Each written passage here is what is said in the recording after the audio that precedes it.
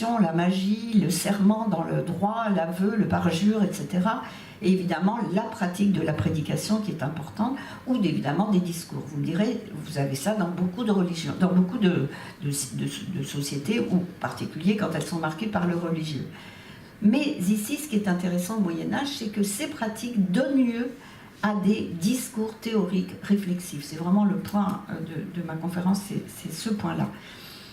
Et ces discours réflexifs donnent lieu à des analyses linguistiques. Alors, je ne vais pas reprendre le cas des formules sacramentelles. Évidemment, c'est un cas qui m'avait beaucoup intéressé puisque, comme on le sait, c'était l'exemple du baptême qu'avait pris Austin dans Quand dire c'est faire. Évidemment, ça m'avait frappé puisque les formules sacramentelles, leur définition, c'est id efficit quod figurat, donc c'est vraiment elles font ce qu'elles disent. Donc évidemment, il y avait quelque chose.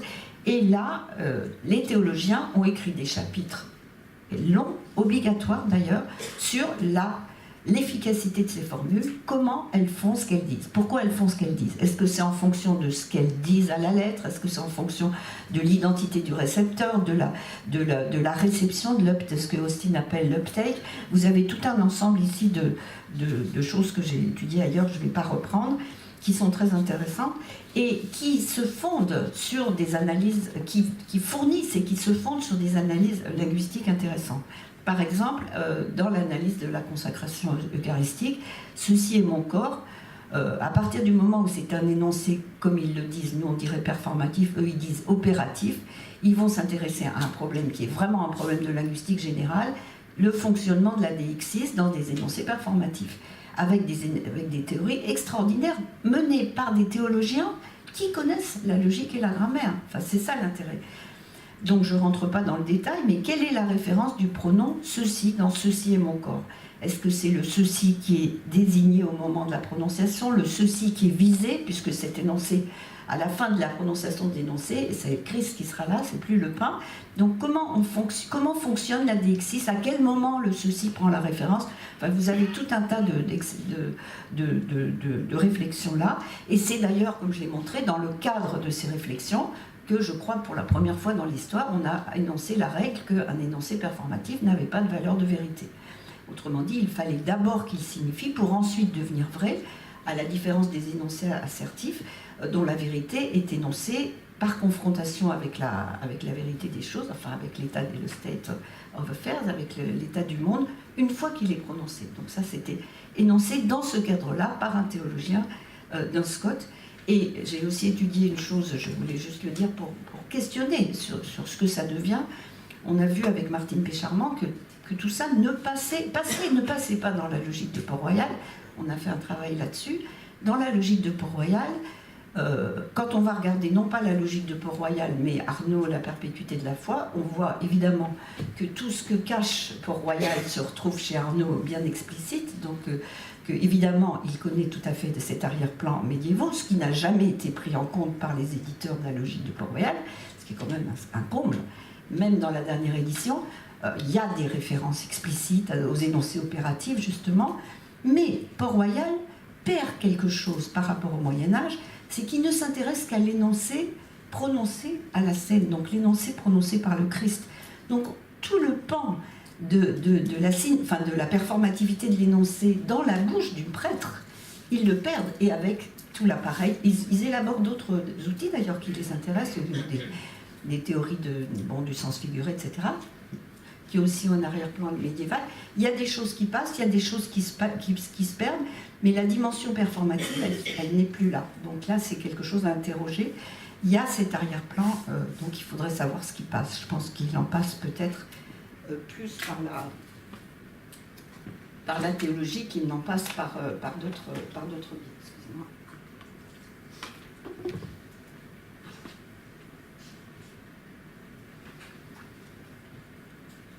Alors, pourquoi je voulais vous prendre l'exemple de Roger Bacon? C'est pas le personnage le plus typique, mais c'est un personnage qui est intéressant parce qu'il a tout fait, si on peut dire. Il a enseigné les arts, il a étudié à Oxford, au milieu du XIIIe siècle, il a enseigné à Paris. Il est le premier d'ailleurs à avoir enseigné la philosophie naturelle à Paris, il a enseigné la grammaire, la logique. Et ensuite, il est rentré chez les franciscains Et il n'a pas enseigné la théologie, mais il a fait un certain nombre de travaux sur le langage qui sont formidables. Il a fait un De Cognitione Linguarum en particulier, dont je vais parler. Mais ce que je voulais montrer, c'est que quand on regarde sa philosophie morale, son traité sur la magie, son traité sur le De Cognitione Linguarum, ça manifeste peut-être au plus haut point ce que peuvent donner ces interactions dans la pensée médiévale. Je laisse ça. Alors, toujours par rapport au thème de la performativité, lui est obsédé par la conversion des infidèles, donc par le thème de la persuasion. Mais ce thème de la persuasion, il va le développer avec tous les outils possibles. Il va le développer avec la rhétorique du cicéronienne, avec le docere de lectare flectare, mais il va aussi l'emprunter à Al-Farabi, au De Scientis, dans la traduction de Gérard de Crémone. Il va l'emprunter aussi à Al-Kindi, au traité sur la magie, à la rhétorique, à la poétique. Il est le témoin d'ailleurs de l'arrivée des traductions arabo-latines de la rhétorique et du commentaire de Farabi. Et il dit que de toute façon, tout le monde a en commun ces modes de la persuasion. Pour lui, il fait une sorte de gradation. Pour lui, c'est une théorie unique qui part de la grammaire, la formation des phrases, la logique, qui étudie l'argumentation, la rhétorique, la poétique, jusqu'à la musique, et la musique qui coiffe les sciences de l'expression pour arriver au raptus animé. Et il est à ce point dans cette espèce d'interaction généralisée qu'il attribue cette notion théologique empruntée à Augustin de raptus animé, il l'attribue à Al-Farabi, en disant que de toute façon, peu importe, tout le monde a les mêmes modes de persuasion, et les choses qu'on n'a pas, on devrait aller les chercher ailleurs. Et les latins ne peuvent pas le faire parce qu'ils ne connaissent pas les langues, d'où la nécessité de cette connaissance généralisée des langues. Mais ces ressources théoriques ne sont pas les seules. Il va chercher dans un autre ensemble de réflexions, dans Al-Kindi, dans le De Radiis d'Al-Kindi, et là aussi il en fait quelque chose de technique, puisque dans le De Radiis, c'est un ouvrage qui a été condamné, un ouvrage de magie, sur les formules incantatoires. L'intérêt, c'est le système d'Al-Kindi qui met en place, que reprend Bacon, un système où jouent les paroles, mais aussi les dispositions mentales du locuteur qui agissent sur les différents organes de la parole. Il y a quelque chose de physique. Ce qu'il appelle les artères vocales seront plus ou moins ouvertes selon que l'âme est bonne ou mauvaise, en produisant un son vocal particulier. Les conformations du corps, les constellations célestes. Donc c'est cet ensemble de déterminations qui va agir ensemble, et la parole sera d'autant plus efficace qu'elles sont prononcées à partir d'une pensée profonde, un grand désir, une intention droite, une ferme conviction. Mais il va aussi chercher quelque chose qui est peut-être plus inattendu, c'est l'optique, aussi à partir des traités sur la perspective transmis par les Arabes, parce qu'il faut répondre à une question sur la performance, sur l'efficacité du langage, de savoir comment il peut y avoir action à distance. C'est un des gros débats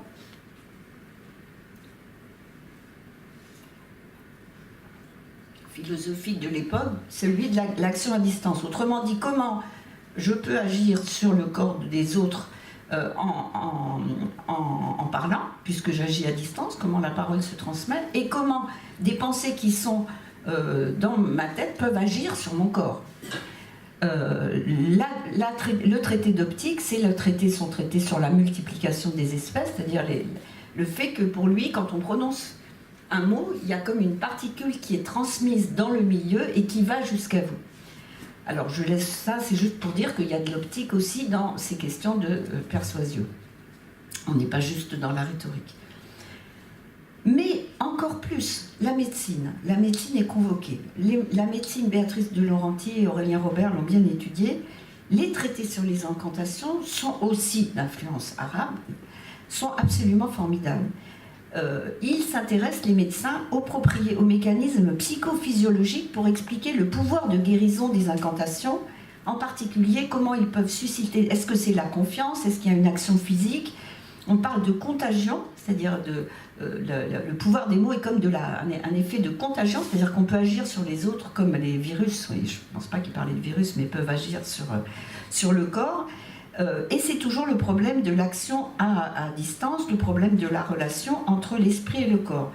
Et l'autre jour, enfin je sais pas, je parlais de ça l'autre jour à Rome, et mon ami Stefano Gensini il m'a dit qu'au XVIIIe siècle, il y avait des théories linguistiques qui étaient liées aux théories médicales. Je dois avouer que je n'ai jamais lu ça, mais j'ai de la bibliographie là-dessus maintenant. Donc c'est pas du tout un lien qui est propre au Moyen-Âge, semble-t-il. Ça m'a beaucoup intéressée, je ne le savais pas.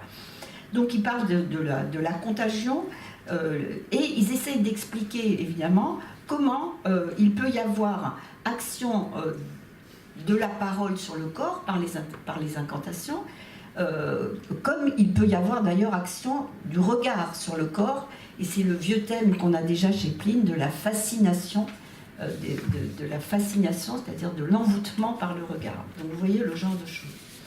Alors pour revenir, et je vais finir avec ça, à Roger Bacon sur les questions techniques, comme on le sait, Roger Bacon il a écrit une grammaire, et dans sa grammaire, il étudie en particulier des questions de speech act, si on veut. Et qu'est-ce qu'il prend? Il prend ce qu'on appelle des sophismes, c'est-à-dire des énoncés problématiques. Qu'est-ce que vous trouvez? Un énoncé comme ite missa est. Donc, c'est des énoncés liturgiques qu'il prend comme exemple de grammaire. Après, il va travailler sur des énoncés forgés, mais on trouve ces énoncés-là. Donc, c'est pas par hasard. Vous voyez, il est dans un contexte où il étudie ça. Évidemment, vous avez la logique, il a travaillé sur la logique, mais il a ensuite, quand il était d'ailleurs sorti de l'université pour rentrer chez les franciscains, il a écrit des traités extrêmement intéressants sur les signes, dont en particulier celui qui est écrit en 1277, le De Signis, qu'on est en train de traduire avec des collègues. C'est une œuvre majeure dans l'histoire des théories linguistiques et sémiotiques, qui est au carrefour de la grammaire, de la logique et de ce qu'on appellerait aujourd'hui la sémiotique. Ça, c'est des partages disciplinaires, en particulier en France, que je n'ai toujours pas tout à fait bien compris, mais bon, je sais qu'il y a des gens qui sauraient bien me l'expliquer. En tout cas, au Moyen-Âge, c'est des choses qui peuvent interagir ici. Et cette théorie des signes est formidable, puisqu'elle intègre les acquis de la grammaire, de la logique, mais aussi toute la sémiotique augustinienne, qui est passée par les théologiens. Et donc là, il a une espèce de théorie générale du fonctionnement des signes, certains l'ont rapproché de Wittgenstein, etc., une espèce de théorie de l'usage du langage, qui dit que les signes, à chaque imposition, ils sont réimposés, ils se voient donner une nouvelle signification parce que les signes sont à plaisir, et c'est le même genre de théorie qu'il développait dans sa grammaire à propos des figures. Grâce à ce Robert Kilorby dont je parlais l'autre jour, qui a viré sa cutie quand il est devenu archevêque, puisqu'il a condamné ses thèses.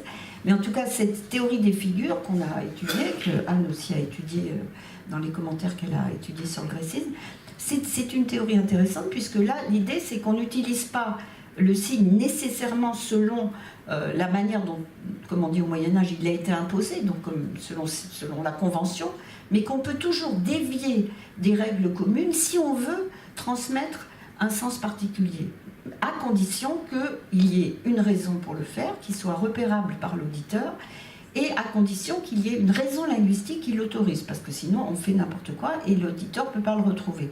Donc ce qu'il avait fait pour les figures, il le fait pour les signes. Un signe prend sens par l'intention de signifier, à partir du moment où elle est reconnaissable, et à partir du moment où elle est dans un contexte où on peut le retrouver. Donc vous voyez, cet ensemble de réflexions est extrêmement lié chez Roger Bacon. Il est un cas exemplaire, mais il n'est pas le seul. Et donc, je crois que c'est ce qui fait l'intérêt de ces réflexions sur le langage en elles-mêmes, et pour questionner d'autres périodes, où il s'agirait de savoir à quel point et pourquoi ces disciplines interagissent.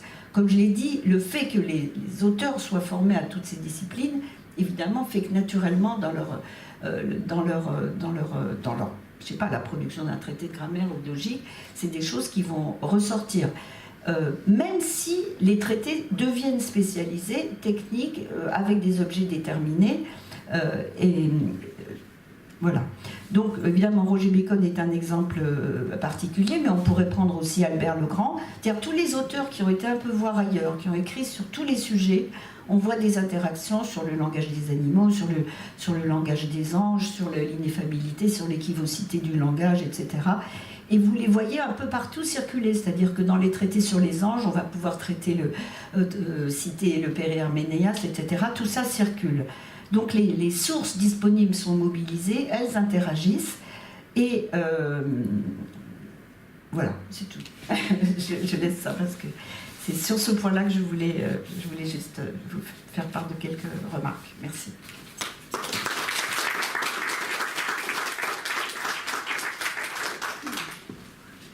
Merci beaucoup, Irène. C'était toujours très riche et on sent qu'on pourrait rester quelques heures encore à évoquer tous ces sujets.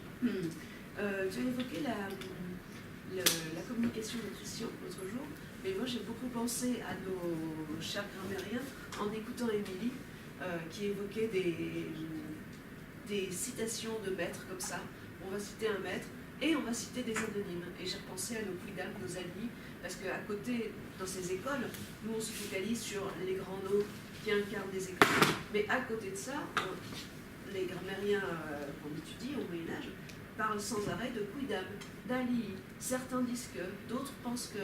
Et là, on a l'impression d'un pullulement de maîtres complètement anonymes qu'on n'identifiera jamais. Mais peut-être qu'on pourra en trouver quelques échos dans des commentaires de ci, de là. Voilà. Donc, à côté d'un paysage où on identifie les grandes figures, il y a quantité d'anonymes. C'est un point important. Pour le XIIIe siècle, un collègue a parlé de banques d'arguments. C'est-à-dire qu'on a l'impression parfois qu'on a des banques d'arguments et qu'on va les reprendre. Et au sein d'un milieu, effectivement, les arguments circulent, ils se reprennent, sont développés, sont critiqués. Et d'ailleurs, notre Guillaume de Champeaux, une des raisons pour lesquelles on fait commencer en gros la Renaissance du XIIe siècle avec Abélard et pas avec Guillaume, ce qu'on essaie de remettre en cause, c'est qu'on n'avait pas de texte à lui attribuer. Abélard, il a eu des textes, même si c'est des textes évolutifs, on le sait maintenant, mais en gros, il y a des textes qu'on peut attribuer à Abélard. Notre Guillaume, non. Mais c'est là où on a avancé dans notre travail, c'est-à-dire qu'on a dit, mais il y a une école de Guillaume. Et ça, on peut le montrer parce que on le cite, même Abélard cite Magister Noster, il le cite, il cite Guillaume, il cite son maître, et nous, on peut retrouver dans nos textes de grammaire ou de logique ses opinions. Donc en fait, ce n'est pas du tout des élucubrations. On sait historiquement qu'il a travaillé, on sait qu'il a enseigné le trivium, et on peut retrouver des opinions. On a travaillé par les méthodes des témoignages concordants, on arrive à faire ça, et quand on prend ainsi ces textes d'école, c'est-à-dire des textes on en a combien des versions de biologie, on en a une dizaine, on en a 6 ou 7 en commentaire, je ne sais plus.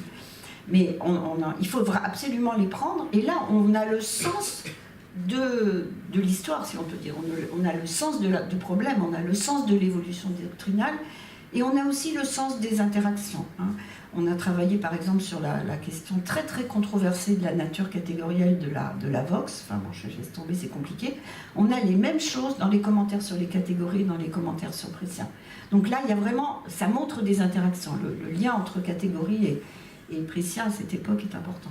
Mais c'est vrai que Guillaume, avant qu'on dise, dans le premier travail qu'on avait fait, le premier groupe qu'on avait monté autour de Guillaume de Champeaux, avant qu'on se dise, mais on n'a pas de texte à lui attribuer, et tant pis, eh bien, quand on a dit ça, on a débloqué la chose. Donc cette histoire de mettre, et moi j'ai toujours été gênée d'ailleurs par les analyses quantitatives qui avaient pu être faites, qui valent, enfin Sylvain a beaucoup fait, sur le nombre d'éditions, etc. On en avait parlé avec Bernard quand il a fait le corpus des grammaires. On a du mal à répondre à ça, parce qu'il faut compter le nombre de versions, et on n'est pas sûr que c'est par le même maître. Donc il faut absolument réintégrer dans l'épistémologie de la linguistique ces textes, ce type de production du savoir, parce qu'après tout, l'ère du livre, elle a duré que 4 siècles. Maintenant, on est à l'ère d'Internet, on a des versions mouvantes aussi, enfin pas tout à fait, mais quand même. Tandis que nous, c'est 1000 ans presque de production comme ça, donc il y a quelque chose à changer du point de vue de la production, les questions d'influence sont marquées dans les écoles aussi. Des questions? Oui.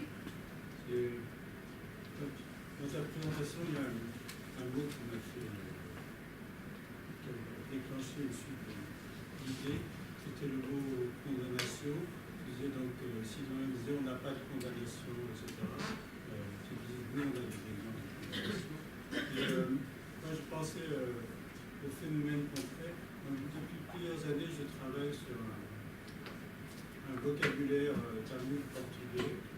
Donc, il y a 508 pages dans lesquelles on a 16 000 entrées de mots tamoul expliqués en portugais. Ces 508 pages sont précédées d'une vingtaine de pages dans laquelle il explique le système par lequel il a fait ça. Et ces 20 pages sont précédées par 10 pages qui contiennent des censuras. Et donc, par exemple, je décris des censuras.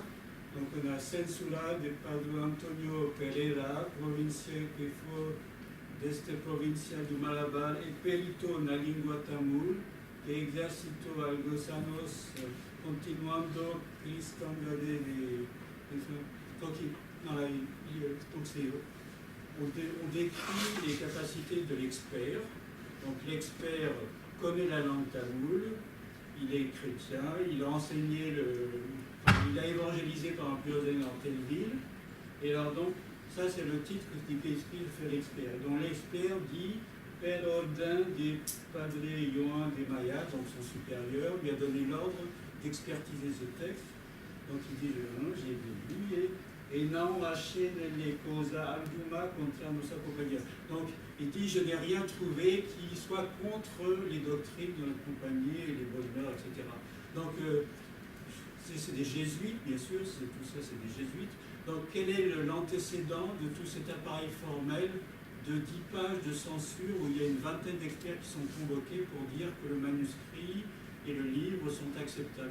Mais là, ce n'est pas des tests de grammaire qui sont condamnés, c'est de savoir s'il n'y a pas quelque chose, si je comprends bien, mais ça serait un thème à prendre, l'histoire des condamnations. C'est plutôt de savoir si, dans un commentaire qui peut être un texte grammatical, il peut y avoir des choses contre la foi. Parce que là, vous avez vu la thèse que je vous ai énoncée, il y en a 4, plus les thèses en logique, c'est des thèses de grammaire. Et c'est ça. La question de l'autorisation